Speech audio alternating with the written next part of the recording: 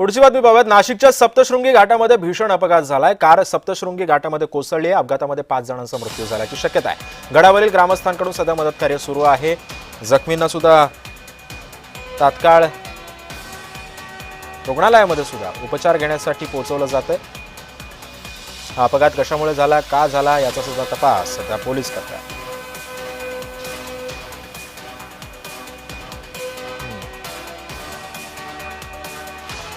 तर नाशिकच्या सप्तशृंगी घाटामध्ये भीषण अपघात झालेला आहे।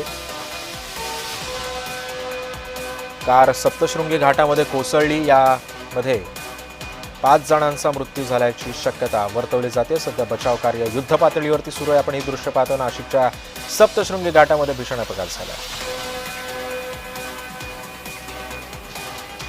नाशिकच्या सप्तशृंगी घाटातली ही दृश्य आहे। कशा पद्धतीने रेस्क्यू ऑपरेशन सध्या सुरू आहे आपण पाहतोय। कोणी दगावलं गेलंय का याचा सुद्धा तपास पोलीस करतायत।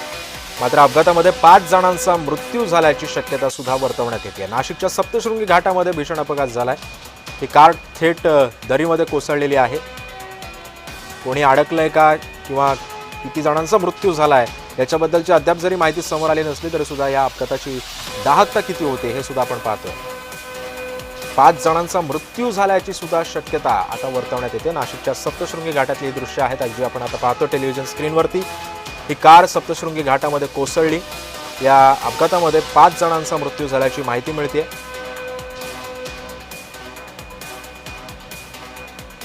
कशा पद्धतीने रेस्क्यू ऑपरेशन सध्या सुरू आहे हे आपण पाहतोय। या संदर्भामध्ये अधिक माहिती देतात आमचे प्रतिनिधी संतोष खताळ सध्या आपल्या सोबत आहे। संतोष, अपघात नेमका कसा झाला आणि नेमकं आता सध्या कोणी मृत घोषित करण्यात आलेलं आहे का?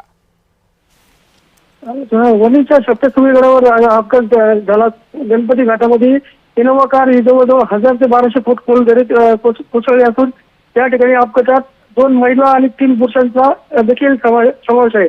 त्यामध्ये एक मृत झाले आहे। ते इनोवा कार मध्ये एकूण 7 प्रवासी होते, त्यापैकी 5 प्रवाशांचा मृत्यू झाला आहे। मिळालेल्या माहितीनुसार दुपारच्या वेळेस हा अपघात झाला असून मृताची ओळख अजून पटली नसून स्थानिक लोकांनी देखील या ठिकाणी कार्य सुरू केले होते।